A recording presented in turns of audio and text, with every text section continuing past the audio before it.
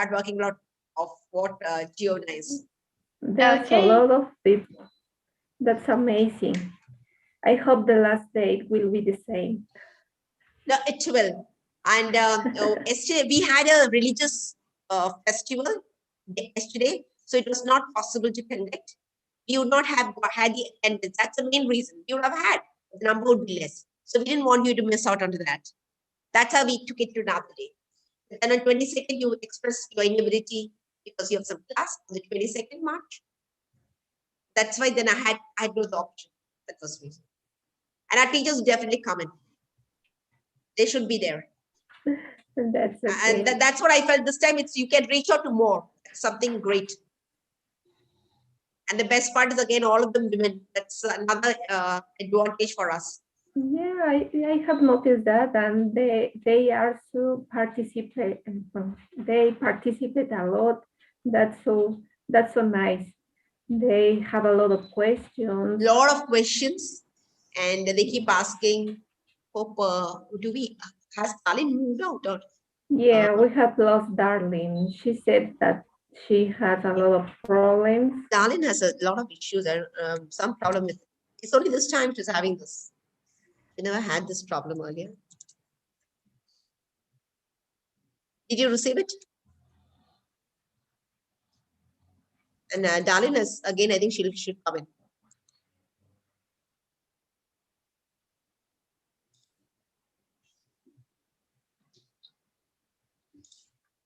So how's your daughter? She's okay, Claudia? She's okay. Do you have temperature, fever? Yeah, I was a little worried because my grandma had COVID and I was with her, so I was a little freaky. But I have took the proof and it was negative, so I'm fine now with a little headache, but fine. Good. And I was worried because Angela felt bad too, but she's a adult, a girl, and it is so strong that she recovered so early. So we are fine now. That's good. Did you receive it, Pranish? Can you play for it? Okay, so Gianna, could we start off with? And please bring in Darlene, okay? I think Darlene would come in sometime.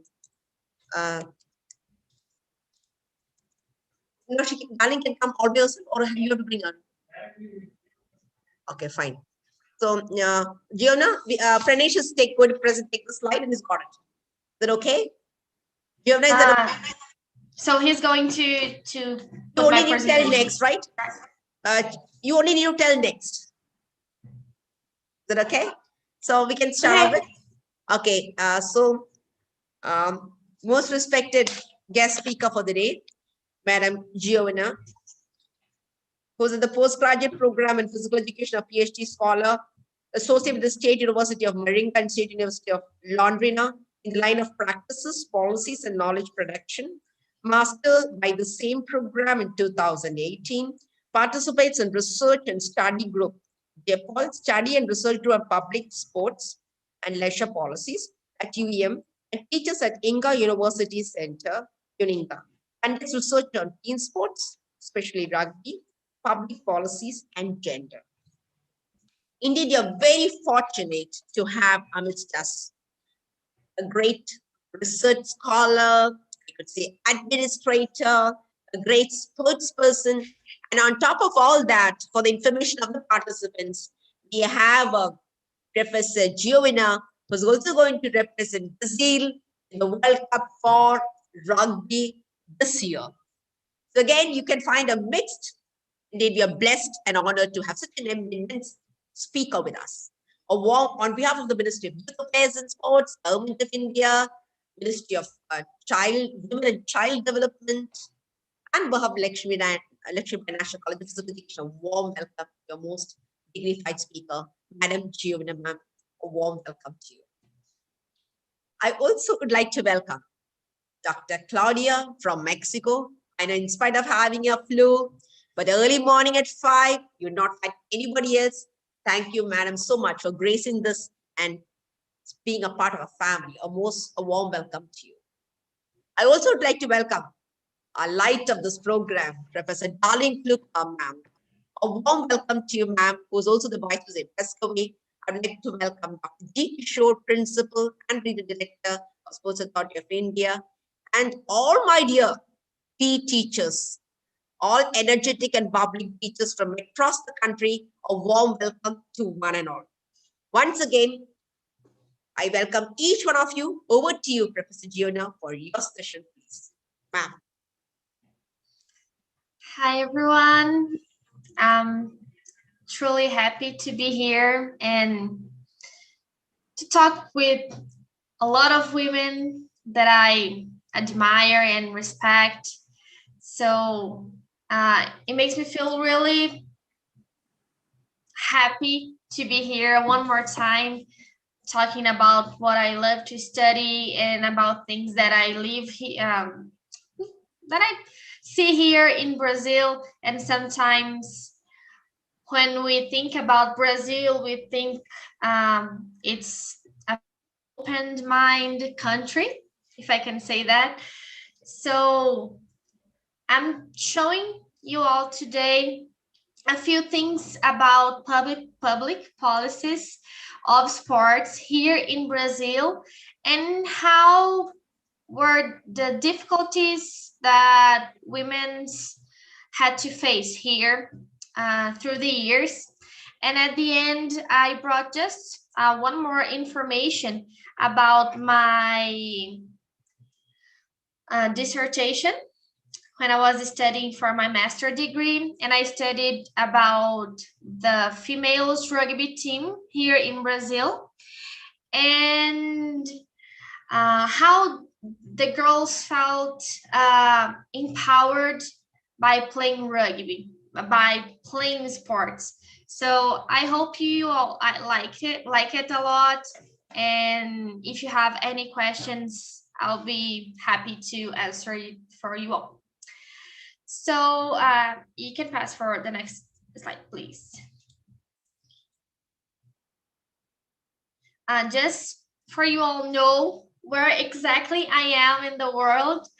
I live in south of Brazil in a small city called Maringá. And here I was born and raised, and I've been studying girls and women in sports since 2014. I am, as Dr. Usha said before, I'm a member of a study group that studies public policies, and a member of IAPESGAB, who is giving me so many opportunities to get to know more women, get to know more stories, and to change knowledge. And another thing, now I'm in the Brazilian team, the Rugby League Brazilian team, and I'm hoping to be on the World Cup in England this year. You can go to the next one, please. So when we think about public policies, it's really, how can I say this? It's really close to the increase of women's participation in sports. So when there's a lot of women practicing sports, we have the creation of public policies trying to get women access, opportunities. And in a few countries, there's some interesting sport policies, as Norway. The National Sports Organization have 2 representatives of each sex. So I have to have 2 women's and 2 men, sorry. In Australia, the National Sports Organizations, if you have a man as a president, I have to have a woman as a vice president. And if I have a woman as a president, I have to have a man as a vice president. And in the USA, the Title IX was a policy that have also been created to combat discrimination against women and their exclusion from educational and non-educational programs. It was called Title IX. So when we think about all of these public policies and how the government tried to make a better space for us to practice sport, to know sports, to practice physical activities. Some countries have been doing this for a few years. Okay, you can go.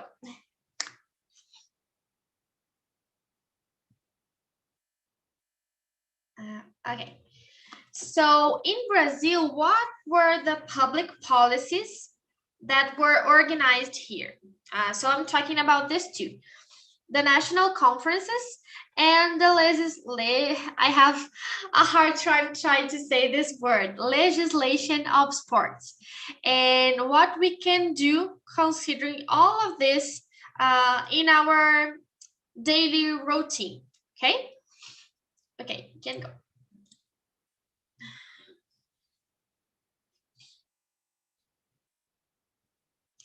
So the first thing I'm talking about is about the national conference.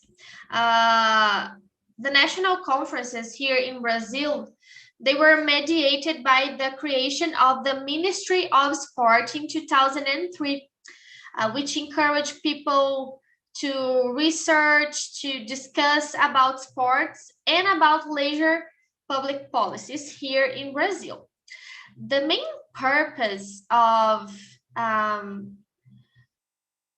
these national conferences were to bring people closer, try to listen what people and society were saying about sports. What do they need? What do they want to practice? So it was like you have a big social participation in this conference. You can pass 2 slides, please. Okay, one more. Okay, there you go. So there were 3 national conferences, one in 2004, one in 2006, and one in 2010. After that, we didn't have conferences anymore. Okay, you can go. So on the first conference, the theme of this conference was sport, leisure, and human development.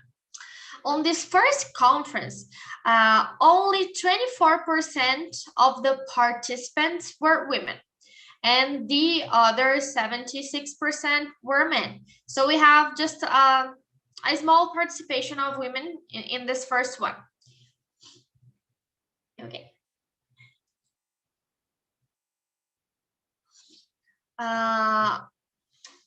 The topics that were discussed about women in this first conference, they were reduced to female soccer, considering training, new athletes, the increase of competitions, considering base categories. So not only the high performance sport, but the lower. And this happened, probably this happened because when we think about Brazil, we normally think, okay, it's the country of soccer. It will be normal if we see public policies considering soccer.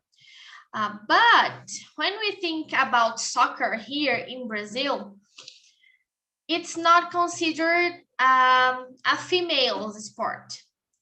When we listen here in Brazil about soccer, we think about men's soccer. And people who buy the sport, who buy clothes, tickets, t-shirts, and all of the different kind of things, normally they are men. And what happened here, you can go one more, please, is that the law here, the conference here, they only talked about female soccer. They didn't talk about any other sports. And we know that sometimes we don't like soccer.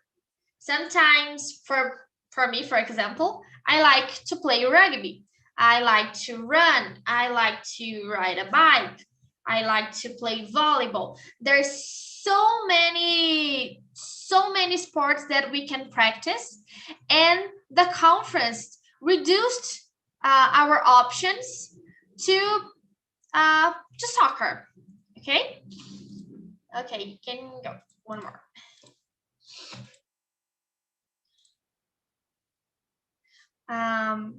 And something really interesting here that was like a something that we should be proud of was the creation of a specific department for women in federations and confederations. So in Brazilian soccer confederation, we have this specific department inside it to talk about women's soccer. But their actions were just organizing championships and constructing a building and a space in Foz do Iguaçu to be the center of excellence. So they didn't try to make some actions to get young girls to access soccer or try to get money to help the girls to practice sports. Okay.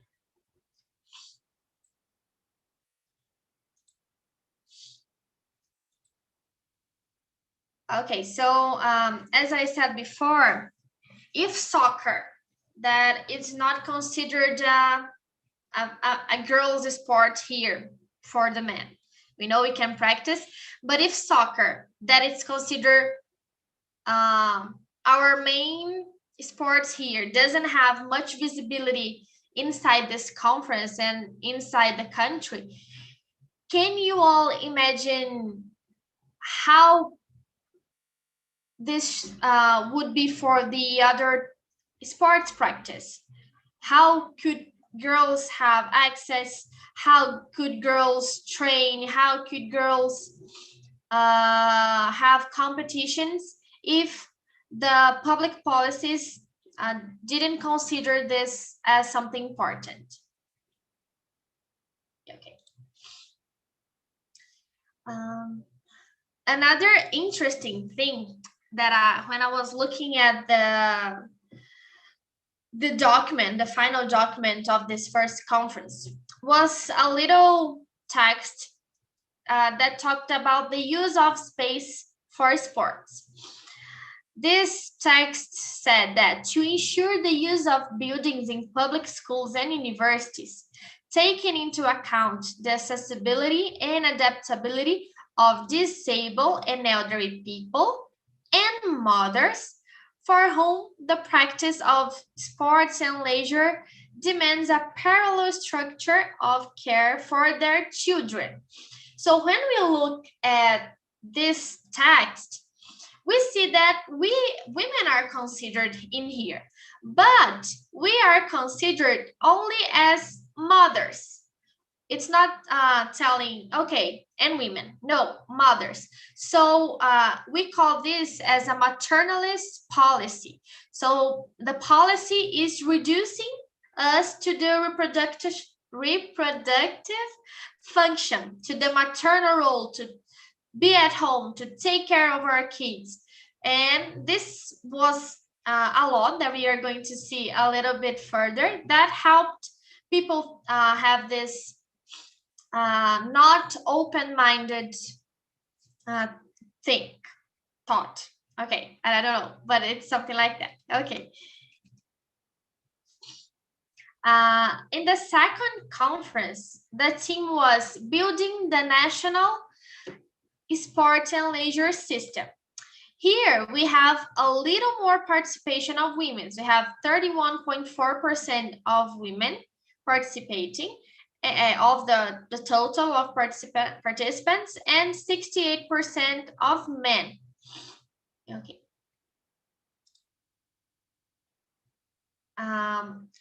The topic on this conference that could be related to women was this one: the guarantee of access to sport and leisure practice in all its dimensions.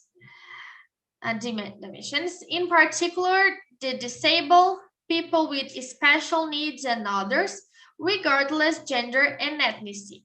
So we see that this topic highlights social inclusion regards gender. So we can see that there was they were looking to consider women here in some point. On the next one, please. On the third conference, the theme was decennial plan for sports and leisure. So they were thinking about a plan that would take 10 years and we have to obey this document for 10 years.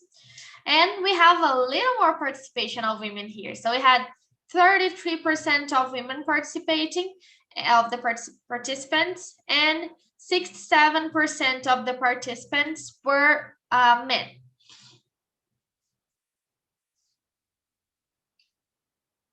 Okay, the next one, please.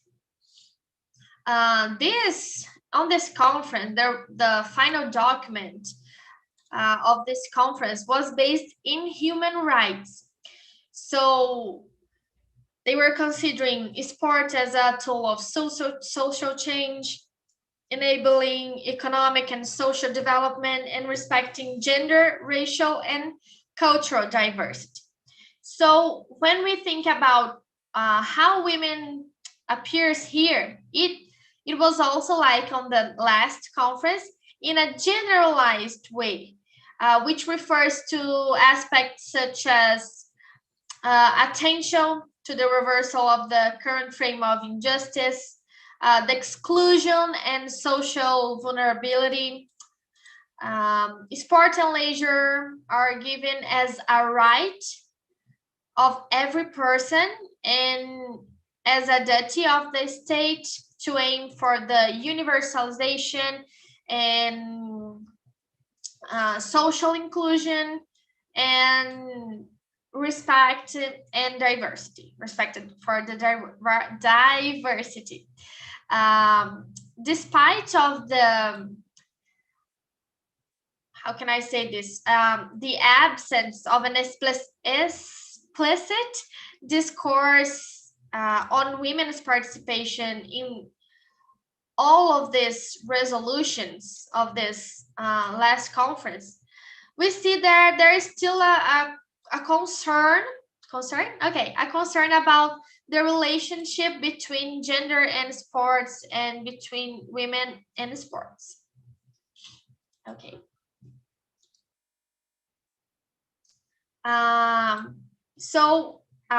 Here right now we talked about the national conference, and now I'm going to talk about the legislation of sports here in Brazil. So as we said before, the conferences didn't talk in specific topics about women in sports, only on the first one.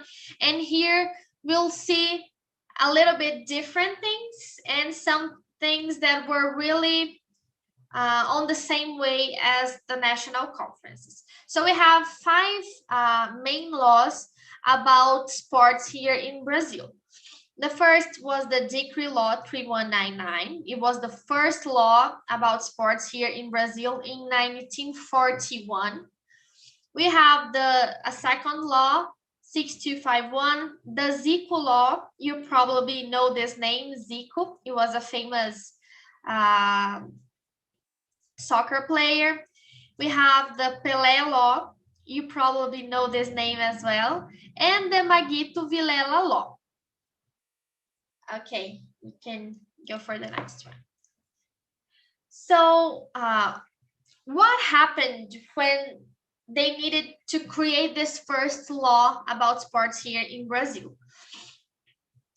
We were in a dictatorial political regime here. So the government were trying to control all of our actions, not only women, but all of the society actions. So they tried to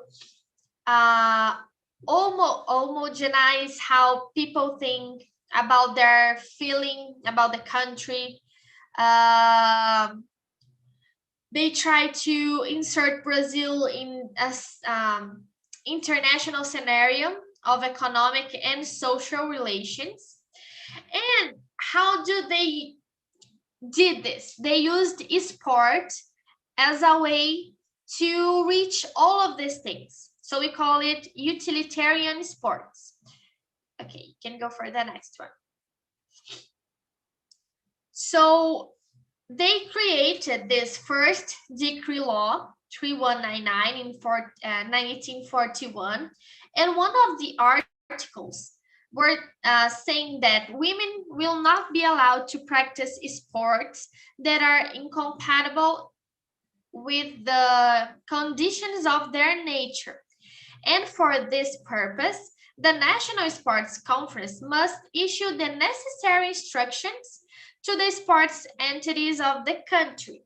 So what we see here is that the law, and this was something that all of the society were thinking, that our nature, the women's nature, were to be at home, to take care of our kids, and we couldn't do anything, any sports or any physical activities that were incompatible with our reproduction function. So if I can hurt my body some way, we couldn't practice it. Okay, the next one.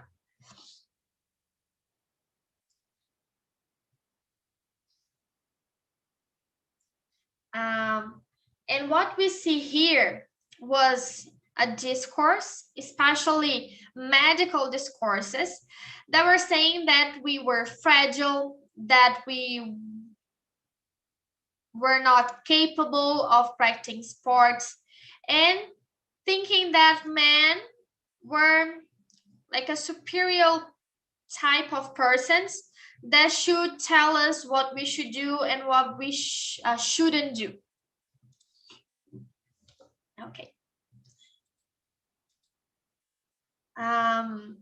Another something really interesting that happened, and we see there is a reflection of this nowadays.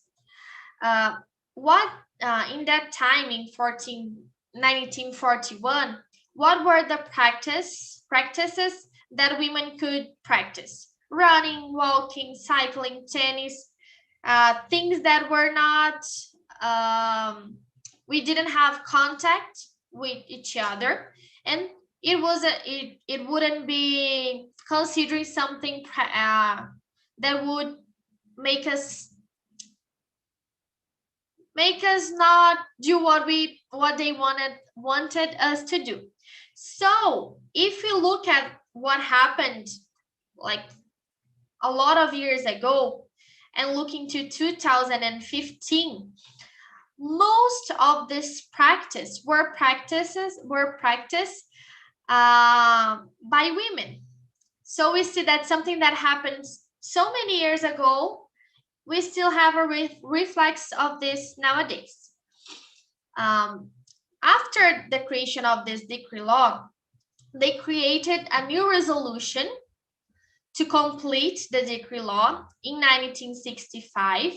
And the Article 1 of this resolution said that women will be allowed to practice sports. So a few years ago, we couldn't do that. In modalities and conditions established by the international bodies responsible for each sport, including competition, subjects of the provision of this resolution. Okay, you can go for the next one. What can we see here that is different from the first law? Okay, one more. Okay. We see on this first article that what changed? The medical discourses changed because considering that we should be mothers and take care of our kids, we have to have a healthy body.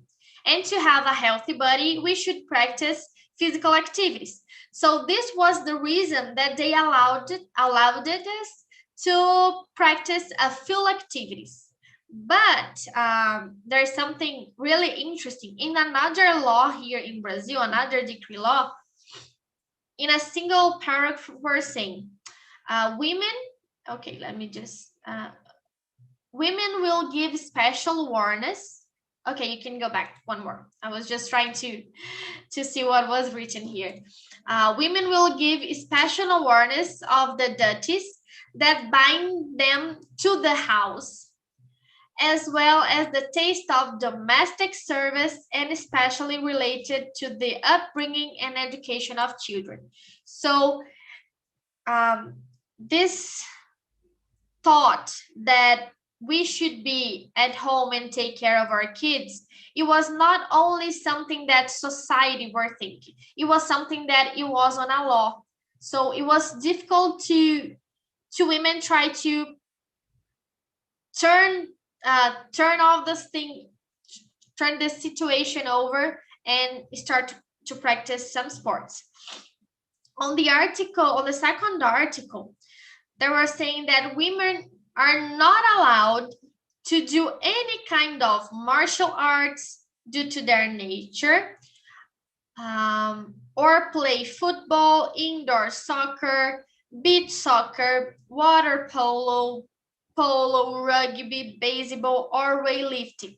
So when we look at all of these sports that we were not allowed to practice, we see that they were contact sports, and they think that that was not something that we should do because it would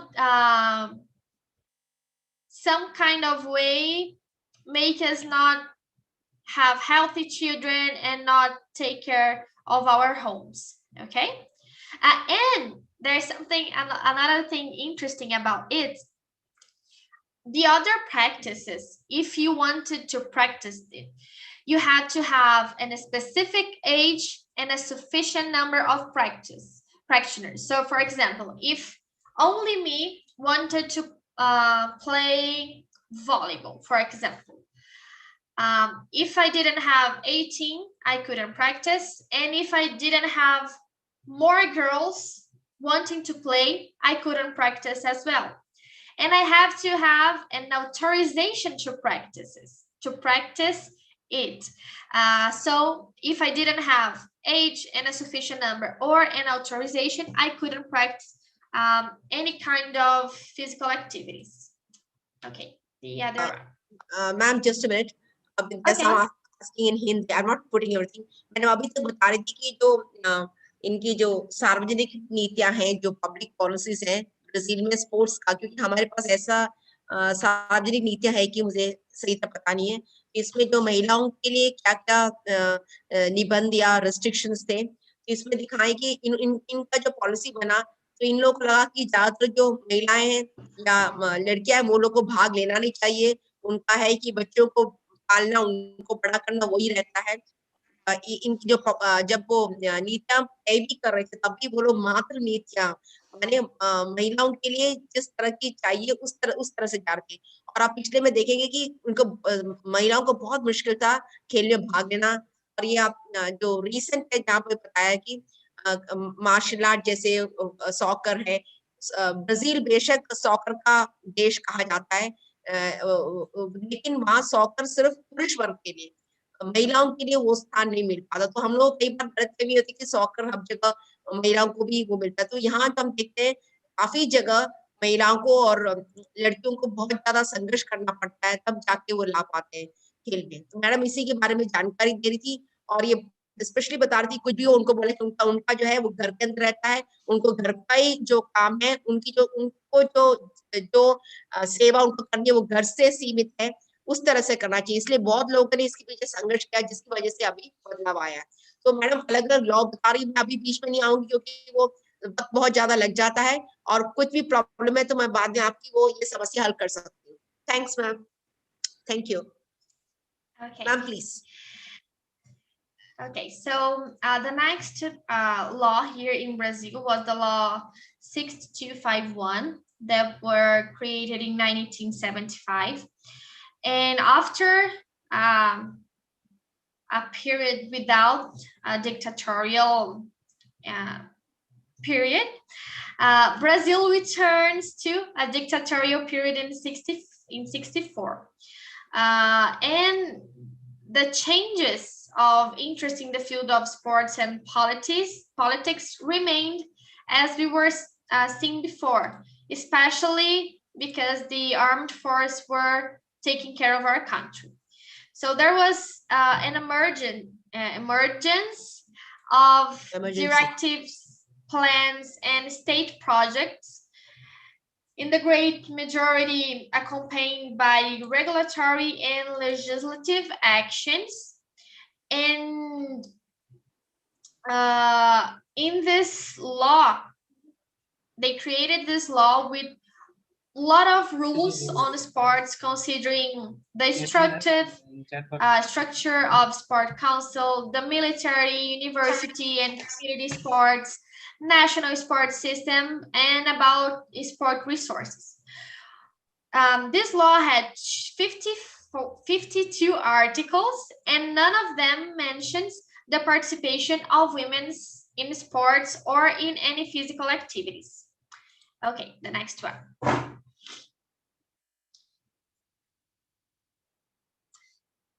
A few years later, I put this on the presentation, but it's not in a specific law for sports, but the Federal Constitution of 1988, that is the constitution that still governs our country. There was in the article 217, it said that it's the duty of the state to promote formal and non-formal sport practice as a right of each. So when we think as a right of each,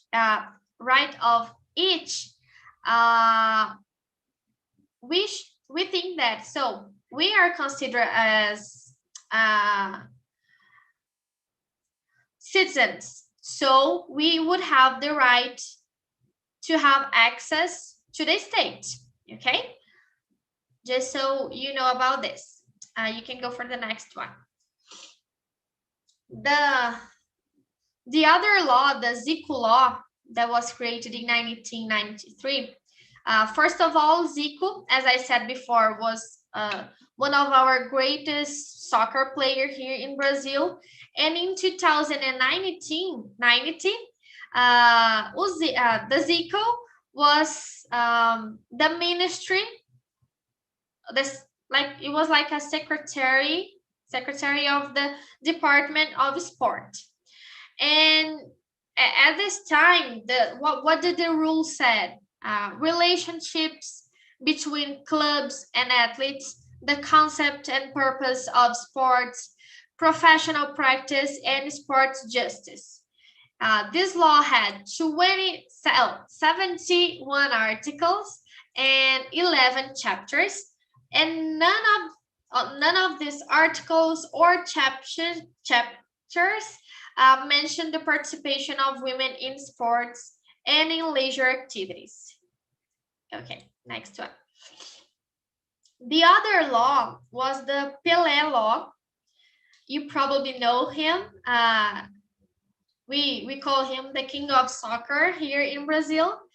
And After Zico left the Ministry of Sport, Pelé assumed this position, and he made a few changes in the first law. So they were laws that complement each other, and they created on the Pelé law, we have the creation of National Sports System Development Council, the doping control focused on the high performance sport. And the only thing on this law that talked about women in sports, what about the anti-doping sports justice? So the choice of the anti-doping justice members will seek to ensure parity between men and women in their composition. So if I should have a man and a woman in this organization that should take care of anti-doping things. Okay, the next one. And the last law, the Maguito Vilela law, he was a lawyer, but he also were a politician, and he assumed the Ministry of Sports and Tourism in 2000. When he assumed, this law were created to talk about the permission to choose clubs and sports organization to become a company, and the prohibition to the transfer fee.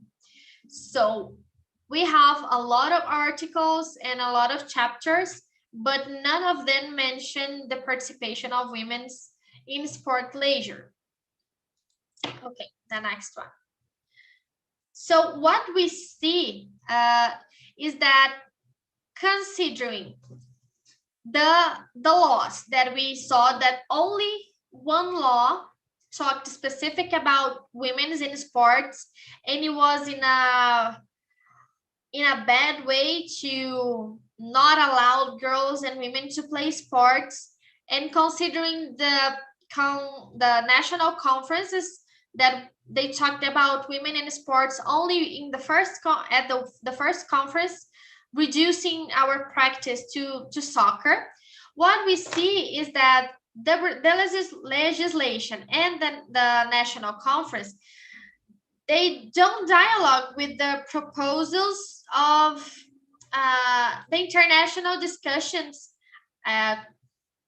about women in sports, especially when we are considering the opportunities like the Brighton Declaration, as the Beijing platform that were organized by the United Nations, the IOC World Conference on Women in Sports, that also all of these three documents, they try to make better opportunities for us to play sports, to access physical activities, to have opportunities, and we see that Brazil, they sign under all of these documents, but our laws and our public policies doesn't like walk together with all of these important documents. Okay, the next one.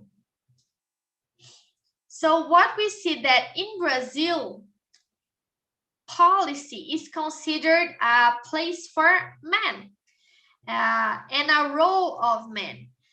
And when we think that in Brazil, if policy is a place for men, considered socially a place for men, and sports as well, we have so many barriers to tackle to try to change all of these things. So we have to confront two spaces that is not considered a places for us. So we have to challenge this naturalization that we cannot be there. We cannot fight for what we want in policy. We cannot practice sports. And how we do this? We have to recognize that in our history, not only here in Brazil, but if you consider the history of our society in the world, girls and women in sports have a lack of power, not only in sports, but in politics. So we have to get together and strengthen our rights. We have to fight for our rights, fight for what we want. We have also considered that we have different realities, and we have to know that how can we act in different ways in each way that we are, considering the rules, the country, the religion. Okay, the next one. So the first thing that we can do to change this is to recognize that we are political subjects. We can be active on this fight for our rights, for the fight for what we want, and especially to the construction of public policy. So if I have we have a law that said that we couldn't practice, this changed the way we live until now. So if we have a law or a policy, a project, a document that is saying that the government should incentive, I don't know if this is the right word in English, girls and women in the sports, and it's a duty of the state, of the government, to promote women's sports, we would have a different scenario. So we have to try to put our voices there and try to have an active voice in the policy space and in sports space. Okay, the next one. I'm finishing. Only 2 more slides and I'll finish. So considering what we have now, how can we, what can we do to change what we have today and what we have in the past for the next generations? We have to first contribute to the construction of stereotypes that still exist, that this is not our place. We have to promote discussion of the participation of women in sports, not only as athletes, but as coaches, as staff members, as management members. So this is what we are doing here today, something that it's really nice, and we should participate over and over and over and discuss about all of these things. We have to promote equity in access, in incentives and investments, make women visible in all spheres of sports, as I said before, not only as an athlete. The promotion of programs and bills to guarantee equity in different spaces, from school to clubs and high performance. And to end my speech today, as I said before, how does sports make me feel empowered? How can I use sports to make me feel that I can do stuff? So I brought just a few informations that I collected on my master degree study about rugby girls here in Brazil. You can go for the next one, please. So in what situations the Brazilian girls felt empowered because they played rugby? Okay, you can go for the next one.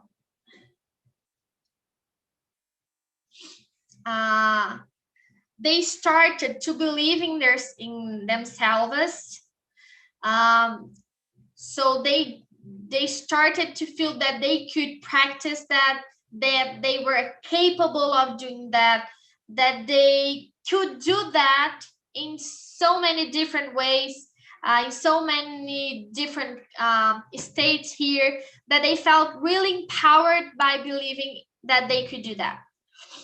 The accept, I think it's written in a wrong way, and react with confidence. So if I could play rugby or if I could play any sports, I can, okay, just go back a little bit, please.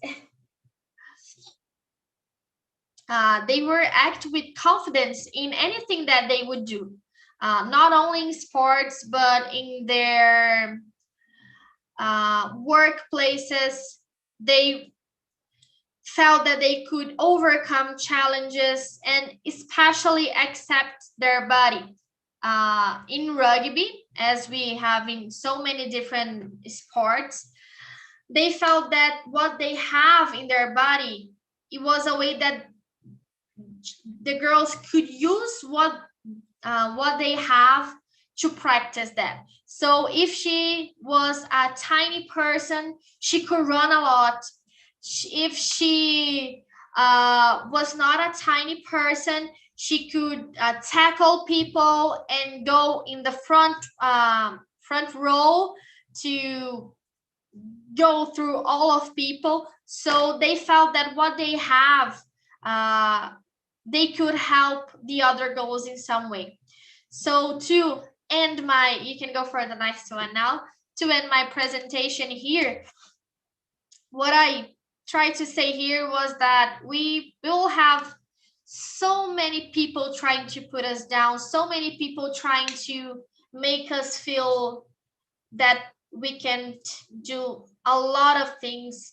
We will have a lot of barriers through the years, but if we get together and in our own way to make the world a little bit better for the girls in sports, as a teacher or as outside of our professional place now, our professional space, we can change the world together. If all of us make a little bit, and then we have a different world and a better place for the next generation. So thank you for listening to me. I hope you liked it, of this information that I brought, and I'm open to talk to you about any questions that you have.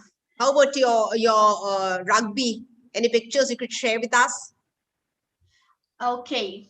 Yeah, We sure. also have Giona, because we had. Can you share the YouTube? In the meantime, we could see for the Giona's YouTube. Can you share, Pranesh?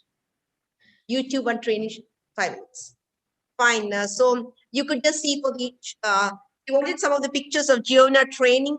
It's a very interesting information because in India, I think we are yet to start off with, and in the federations, and now we are lucky. We have almost nearly 6,800 teachers. So we are striving to get at the hierarchy. Is there a possibility more of women to be coming up? Can we bring about policy change? Can we add something that even we can look forward to? So it's been such an informative session, and I know for Diona, it's been a foreign language because it's another language. It's not the common one which you were using, but it's been a while that the session was wonderful. And if we'll have a Giona showing us some of her pictures where she's preparing, and I need to inform all of you that Giona has been doing academics, teaching. Yes, you can see pictures of Giona. So you can explain. You're the one who's holding on, right? The back. Yeah, I'm this. See Okay, Giona's picture. Participants, you all can see her. I asked to share some of the photographs that Giona has. You can imagine how tough you are. You're really tough. That's great. A strong women can build a better world. That's great. Can you share some more? Yes. Yeah. That's great. Things that I love is tackling. I think about tackling. That's great. Yeah. During the European with the kabaddi, I think that would be great. Now you can see here with Giona a training. Okay. Yeah, sure. Let me stop here. Yeah. So this is my team here in Maringá. Okay, I'm stopped sharing here. Okay. You stopped sharing. You stopped. You could have shown one of your videos. Oh, okay. I thought someone were putting a video. Okay. No, so we let wanted me- you to share because Pranesh is trying for the video, but you could Oh, share. okay. We are going to have your Uh, cheating video. Yeah, I don't know if I have that one video here. No, cheating will take up. You can show one of your game video. Now we'll Okay. get Giovanna's training. So this we got from YouTube.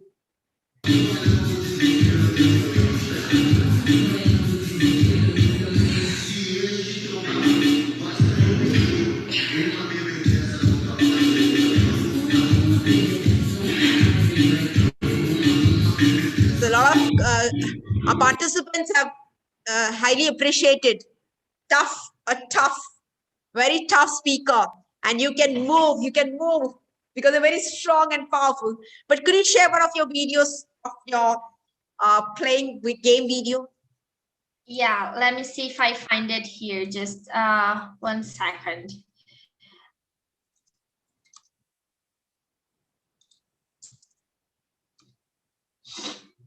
Let me see.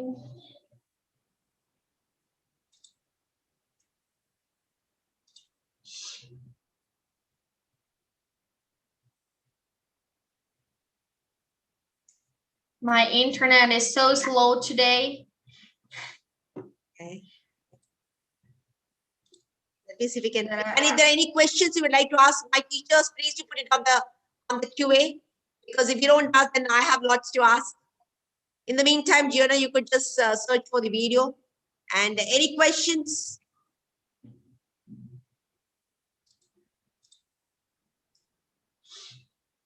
Okay, we have Jayanti Gupta asking the question. Okay, I found it. You found it. Okay, you please share. Yeah.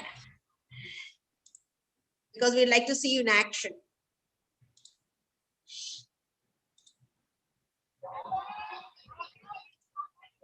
Let me put a little bit forward.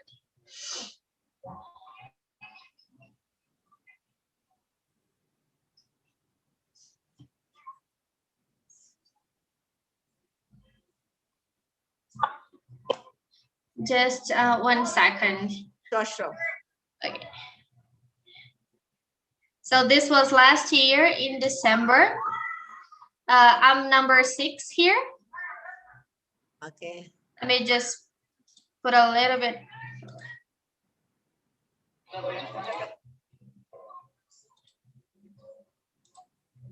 Okay, oops. So I'm here.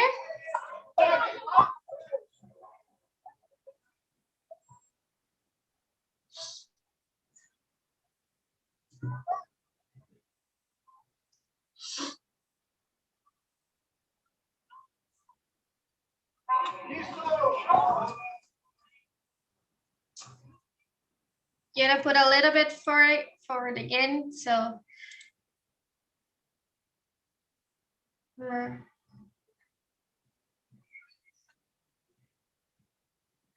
I'm right here. And in a few moments, we will score a try.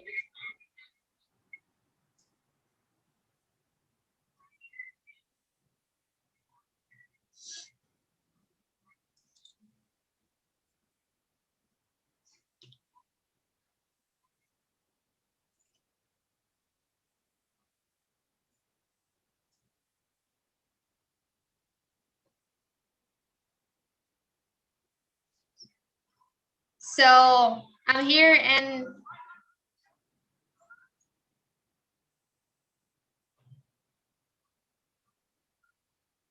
Yes. So Gianna's taking the.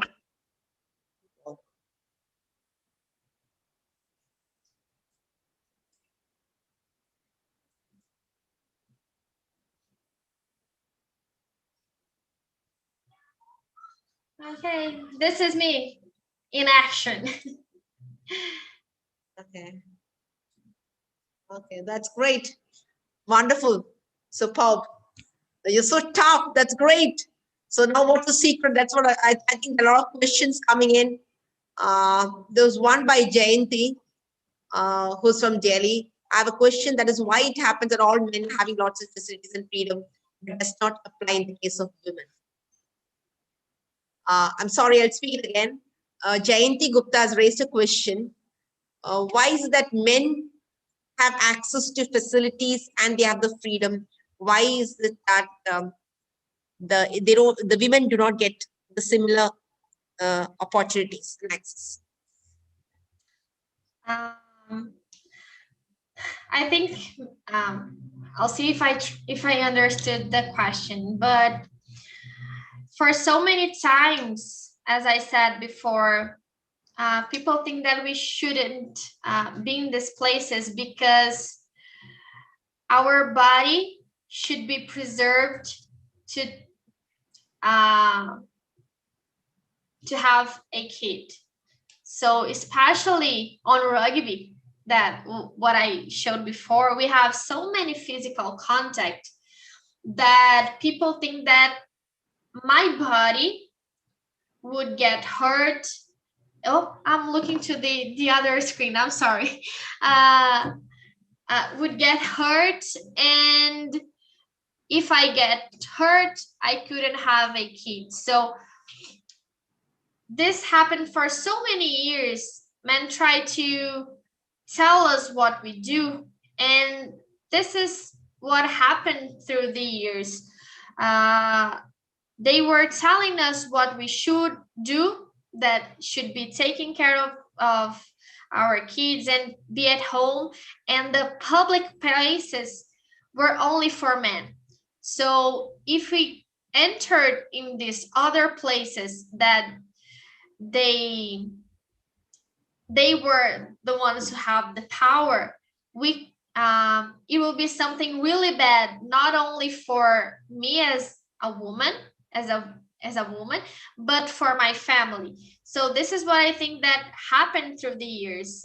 They were trying to cut us and try to put us in a model of the perfect girl, perfect mother, perfect women. I think this is it in a really small answer. I think this is what happened to the. I could also ask the Dr. Darlene Kluka, Professor. Ma'am, the question was, why is it that men have all the freedom when you talk from early times? Even Claudia could add to that. And how about the women? Do not get the same access as that of men, the freedom that they experience. Kluka, ma'am, for your remarks, Well, please. now remember, this is Kluka's thoughts based upon what I know, what I have read, etc. So this is my perspective, but I was not alive back in the early days when we were all running around naked, you know, as a The problem. I think there's some connectivity problems. I think. Darlene, can you hear me? longer than women. Yes. Yeah.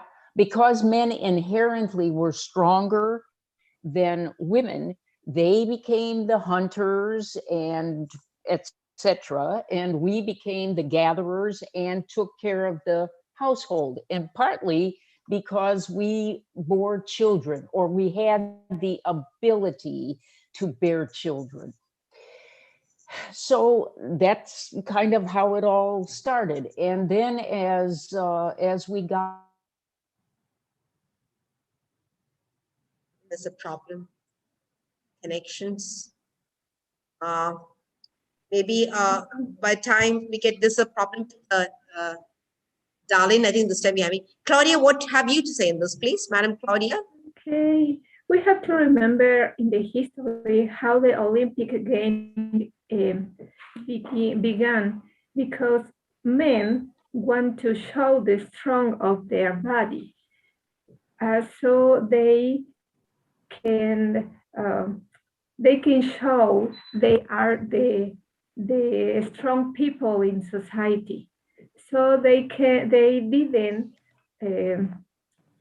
they doesn't want that female woman show that they are strong too, because they have afraid that we can show more strong than them. So I think that that's the reason because why men still push down us, because they want to feel strong or more strong or stronger than us, so they can take the decision for us. But we can change that. We are changing that, but we have to do more of work to show the strong we have, and not only physically strong, the intelligence and another kind of the strong that women have to change the world.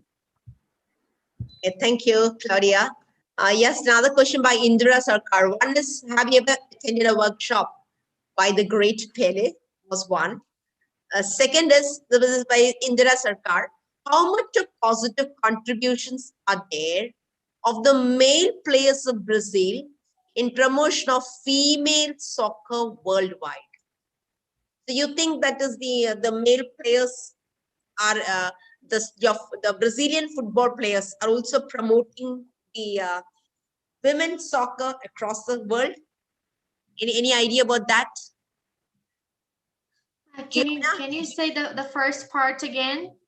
Yeah, a question by Indira was Okay. the Brazilian soccer. We know it's when you talk of Brazil, it's soccer, but then you said Okay. soccer. To what extent do they support? They bring out more of they support the women's soccer, not for Brazil, but across the world for promoting of soccer for women. So, what is the contribution or role of Brazilian men's soccer players? Okay, I'll see if I understood everything, because a lot of things were like I couldn't hear exactly. I really don't study much about soccer and women's soccer, but what I see here is in Brazil, soccer is an opportunity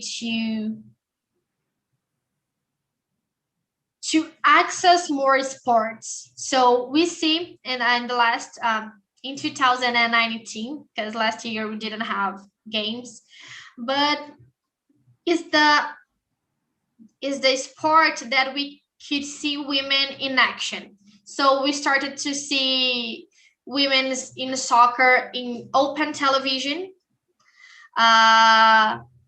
We had the transmission, I think this is the word, of the World Cup in a few years ago. So I see that soccer could be a possibility to open space for so many other sports, for so many other girls. So when I look at soccer, I see in this perspective. Okay, thank you. I think there are a lot of questions. One is since when did you start getting into rugby and training in rugby? Sorry. When did you get into the sport of rugby? When were you introduced to the game of rugby? At what age? Okay. It was 10 years ago. I got into college in 2011. I was 17 by that time, and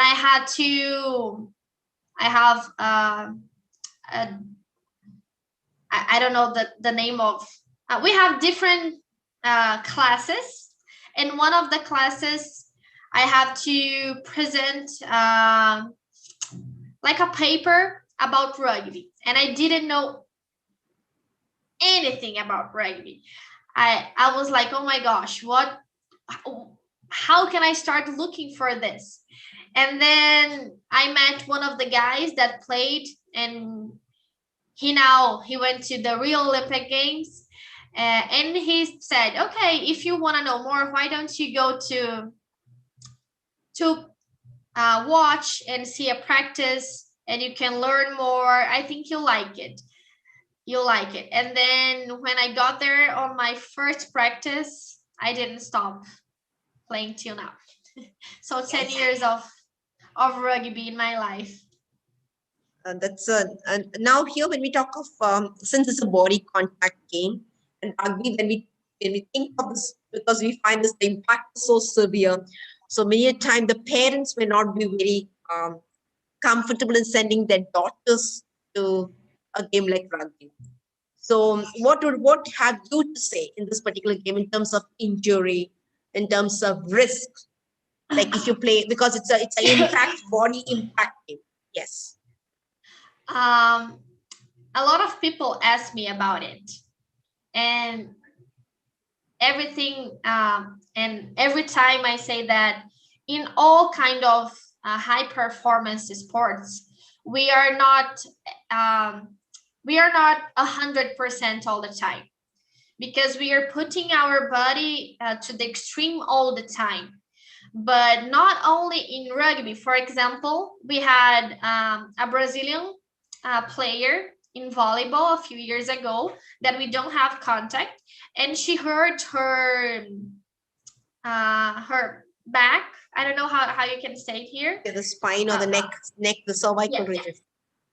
And it's a sport that doesn't have contact, so we can break our foot walking on the street. So in any kind of situations, we are putting our body in different situations that it might hurt. But when we are talking about sports and high performance sports, we have, for example, I have 10 years of training. I have 10 years of preparing my body to be in that place, to be in that game. Not only in the game, I have to go to the gym to make my body stronger, to feel the impacts. So I think these are the 2 points. The first is prepare my body to be in that place, and the second one, we can get hurt in so many other sports and so many other basic activities. Another question I asked even the same question. What were the struggles you're preparing in terms of a high performance? You're teaching, you're training, you have to have a fitness workout, you need to earn. So how do you manage the entire, and could you just mention some of the struggles that you came in? Because in India, when we talk of high performance, we expect the government to bear the entire expense for us. So could you just narrate your experience, please? Yeah, I was talking about it yesterday with some of my friends. The first thing is that I get really crazy sometimes, probably so many times, because it's so many things to manage. It's so many important things in my life in this year, and I can't just, okay, you can stay here and I'm giving priority to this. I can't do that. So most of the times I feel sometimes like suffocated. So with all of these things, with these things that I have to do. But what I try to do, I'm looking here on my board. I have one month calendar. I have 1 week for my week. I have one with my schedules. And so I try to organize and write all of my activities so I can visualize it and say, okay, so now and this time at 9 a.m. here, I'm having a speech. After that, what I have to do, and after that, and after that. So this is the way that I try to manage my time in a better way. But even organizing, sometimes it's something really hard to do. Could you narrate the experience that you had in terms of traveling? You said for matches, you don't get any financial assistance, so you need to work with that, and then you used to travel in small buses. Could you just narrate that too? Yeah, not only rugby, not only on women's rugby, but rugby is not a very known sport here in Brazil. So only a small group of people receive money to do that, or like a scholarship to play rugby. And we have sometimes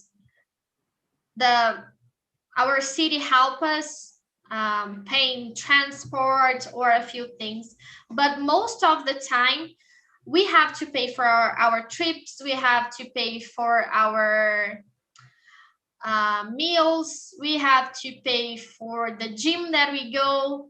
We have to pay someone to take care of our mind, a psychologist. So what I need to do here today is work a lot to have money enough to pay for all the things that I need to be in a high performance place. And this is something that really not help us, because we can focus only on being an athlete. We have so many other concerns in our lives, and one of them is money to pay for all the things that I need to pay for the place that I live, and so many other things that I need to live, to really live. Thank you so much. मैं बताना चाहती हूँ translate के बेटे Hindi. Madam बता रही थी कि जो मैडम है ये बहुत अच्छी खिलाड़ी भी हैं रग्बी में। अभी ब्राजील टीम में जाने 7 वर्ल्ड कप में जाने के लिए तैयारी ले रही हैं। पूरी ट्रेनिंग करती है गवर्नमेंट से। गवर्नमेंट बहुत कम लोगों को पैसे देती है और सारी जो महिला खिलाड़ी है उनको खुद कमाना पड़ता है। कहते हैं जहाँ रहते हैं, खाना खाते हैं, सबका खर्चा खुद देना पड़ता है। साइकोलॉजिस्ट के लिए भी खुद हमें रखना पड़ता है। अब जानेंगे तो पिछले बार मैडम कहती 15 घंटे एक छोटे से बस में। अब देखिए इन सबकी जो साइज है काफी है। ये सारे लोग छोटी सी बस में, कहते हैं हम लोग 15 घंटे उस बस में बैठ कर हम यहाँ तक सफर करके खेल के लिए निकलते हैं। तो बहुत सारी संघर्ष, ये सब देखा जाए हमारे भारतवर्ष में मेरे को लगता है बहुत ही अच्छा है। लेकिन यहाँ ये सब होने के बाद इन्होंने काफी संघर्ष करके ये लोग आगे बढ़ रहे हैं। So that's a great thing that you have, because you that makes you a person who becomes responsible and empowers you. One last question: how did rugby? Just tell me how. What impact has rugby made in your life? Well, I'm just here today because I got to know rugby. Because the first thing when I got to know rugby, I decided to play that sport, and that sport gave me the opportunity to get to know more women and get to study and be on my master, to get my master degree. So in my master, when I was studying, I studied for women's rugby, and being in on my studying for this, I got to know Pesgabi. I traveled to Miami, to Spain, to all of states here in Brazil, and meeting other people. I had the opportunity to watch the Rio Olympic Games. I have the opportunity to be today studying to get my PhD degree. So I think it was not only in terms of sports, practicing a sport, but in so many areas of my life, it changed a lot. Oh, that's great. We are indeed very blessed. I mean, to have you, it's great. So wish you all the very best. We could really do that, and we hope to see you, Brazil, leading and taking up the best role. And hope you have recovered from your ankle sprain. You had sprained your ankle last time when we had a session last time. The last time we had a session, you said you had sprained your ankle. Can you show me, Fiona? Oh, okay. Yeah, sure. Now you have recovered. Have you recovered? Yes, I didn't. We didn't go back to play because everything closed here because of the pandemic. But I started running again. As soon as possible, I'll be back in the field. So I had a hard time trying to get it better, but now everything is okay. Good. Claudia, for your remarks, please. Okay. Giovanna, thank you very much for the big picture you gave us about the situation of women in Brazil.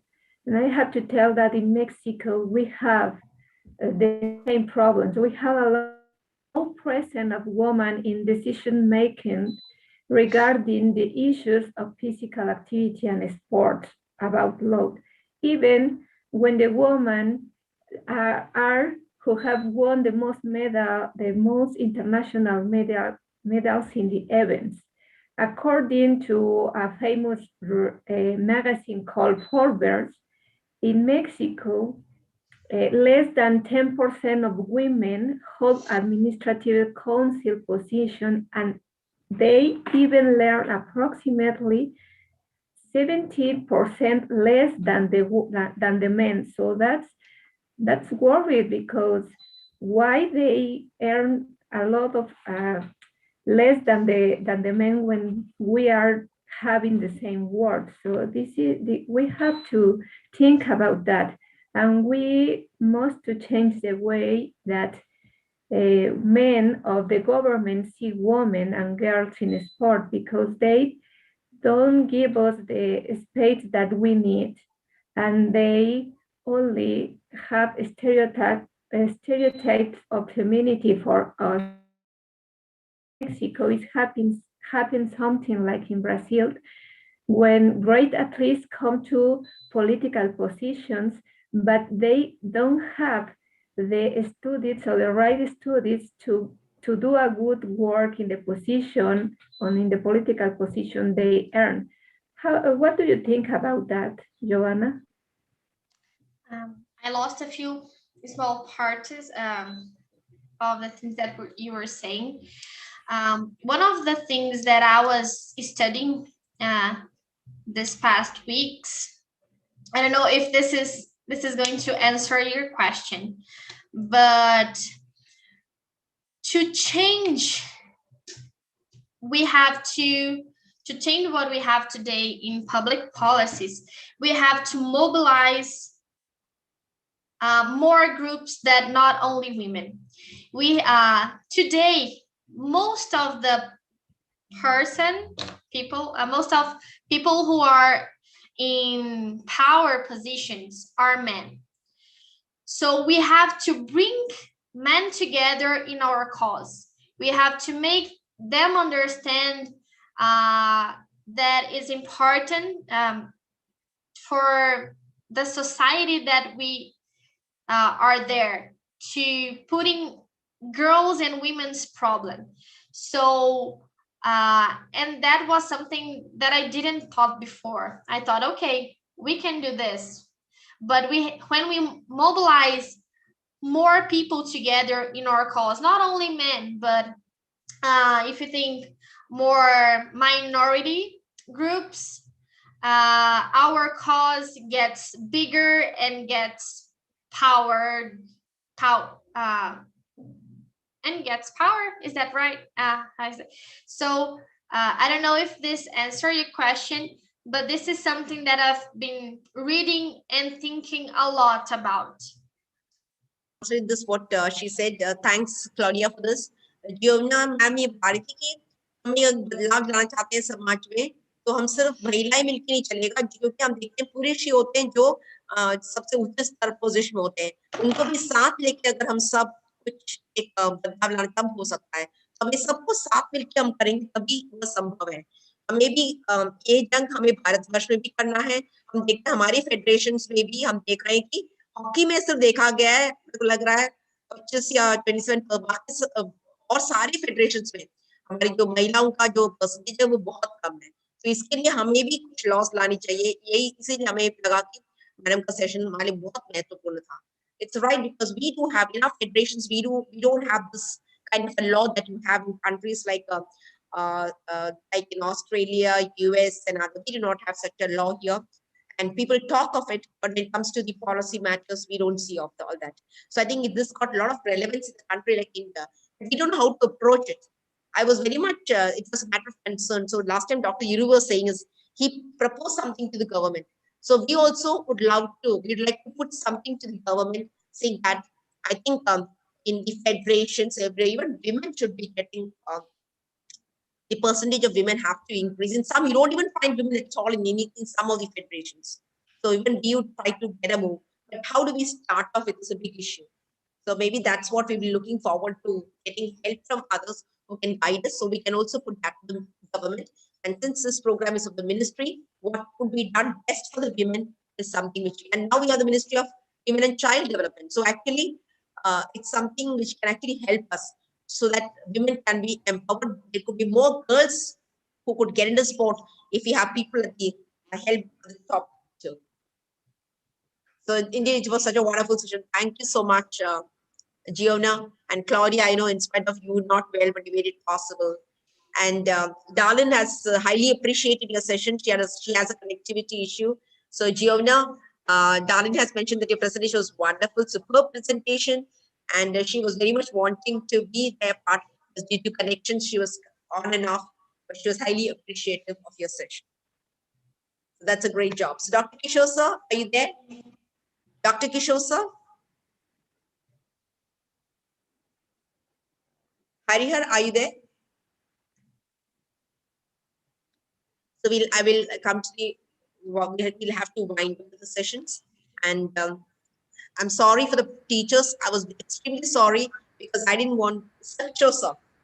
We have a principal and reader director, Dr. Kishore sir. So for your remarks, please, we have Giovanna and Claudia. Darlene had some connection problem. She had to leave. So please, for your remarks, please. See, this was an excellent session, and especially on public policies of sport and its relation with gender has got important, pivotal significance at this point of time, because we are addressing especially the women physical education teachers and community coaches who have to at many times have to be aware with the policies of sports, which is international and national.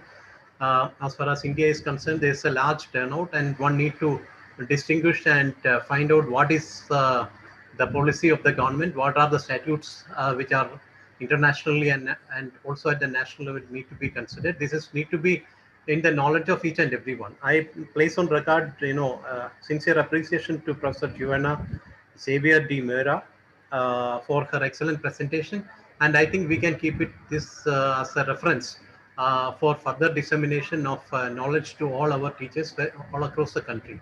I think, Professor Giovanna, you have done a great job because you have given this information to the country with the largest youth population and with a large lot of, women and girl children. So who are required to be empowered and who need to be taken abreast, made abreast on the latest rules, statutes in this field. Thank you so much. I appreciate. Thank you very much. And I'm sure that our all participation would have been well informed, and they would have, their knowledge level, their information would have been greatly benefited out of your session. Thank you so much. Thank you very much. And sir, you need to wish Giona, because she's going to participate, represent Brazil in the World Cup. Oh my goodness. Giona is our superstar. That's why we'll be highly appreciative of you. All She's good wishes. preparing all out for this. So the next time we have our session, we will have the, a champion also, a medalist also giving the lecture. So we expect the next session from the medalist, Olympic medalist. So, okay, thank you, sir. Thank you so much. Thanks a lot. So we come to the end of the session. On behalf of the Ministry of Youth Affairs and Sports, Government of India, Ministry of Women and Child Development, National College of Physical Education, a big thank you and hats off to our distinguished speaker, Madam Giona from Brazil, and not an outstanding athlete and a sports person.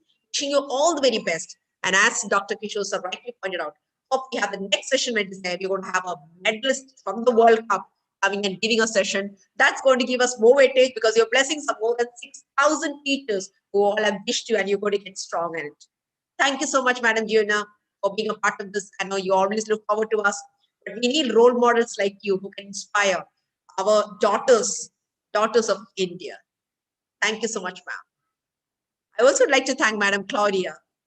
I know it's in spite of not being well, but getting up early morning at 5, which you can't think that even the Indian participants. Ma'am, thank you so much for being a part of this family. You're there always to make our program more stronger. Thank you so much, Madam Claudia. Thanks. I also like to thank Madam Fluka in her absence, because Madam was there, a person who I always believe she's a light in this program. And I'd like to thank Madam Rosa Demeco, who's a passed away. And I'd like to thank Dr. J. Kishore, who was very instrumental, a great administrator, and has got a vision of more promotion of women. Would like to bring out more women as champions, athletes, and empower them. Thank you so much, Kishore, sir. I'd like to thank Dr. Sanjeev Patil, who's a co-host. I'd like to thank Mr. Pranesh and Harihar for the technical assistance they've given. And all my dear PE teachers, thank you so much. I know it's been so hectic morning. You were there. Again, you had to attend your regular sessions, and right now you're there. And thank you so much, because you're the heart and soul of this program. And this is the first batch, which is one of the best batches. And I think Kishore sir should know all these girls. I call them all girls. Are very active, bubbling with energy, with a lot of questions and chats. And they all are ready, geared for a tomorrow morning session at 6:30. They have agreed to come for an aerobics practical session. So I'm really so thankful to all my dear teachers. I call you as girls. So once again, a big thank you to each one of you. For the feedback, please, Pranesh. So, Jenna, we have the feedback here, and we'll also send the feedback form. Please to send Pranesh. So you can have a huge number. So I request all the participants kindly put in the feedback, please. So, Jenna, can you see this? Can you see it on the screen? The feedback. I think it's Giovanni is please, but we can see, I can see the schedule, but we Can you can see see? the Giovanna, can you qualification. see the screen? No, it's not. It's not visible. Yeah, the app, the Zoom app is not responding. Can you see a screen? Can you see a screen? Okay, now I can. Yeah, fine. So you find them all, nearly 344. You find them because we have a big number, so they all are filling in. And there's been an excellent session. We'll also send you this feedback along with the decision certificate. So because with this number, it will do good for you too. It send you this response also.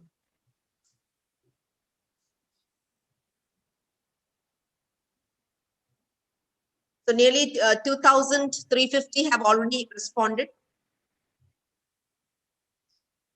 It's not. If you can't see it, no, it's just there's just a box with the questions and the answers. yes, but they are, and then you have a blue line. You have a blue line. No. Fine. So we will send that to you. We can see the line. Okay. Maybe you saw it last time. Am I right? You saw this last time. Yeah, the last time was okay, but my computer is not working really okay this week. That's so fine. It's okay. probably that. Okay. So I think you've got a very good response. It's been excellent. And the sessions were really great. It was excellent what you happened to see when you see this. The feedback is excellent. So, and I'm sure all our women have been highly appreciative of this session. Thank you. Nearly 3,000, we are reaching nearly 3,000 participants who are voting for this. So we'll send this to you. We'll send the feedback to you, because this could be of help to you, because there are people asking with the feedback.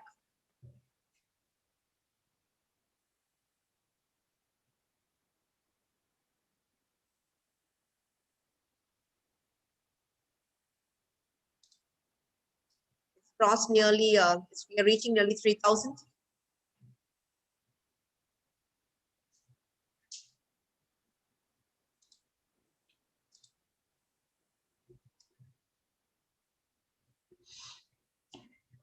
Yes, we have crossed 3,000. That's great. 3,000. It's great. So, yeah. Thank you so much one more time to giving me the opportunity to be here and talk to so many girls. The same. Thank you and have a nice day. Namaste. Claudia, thanks. Thank you. Thank Bye-bye. you, Usha. Thanks. See you Till soon. soon. Bye-bye. Bye. Bye-bye. Thank you, Kishore sir. Thank my dear teachers.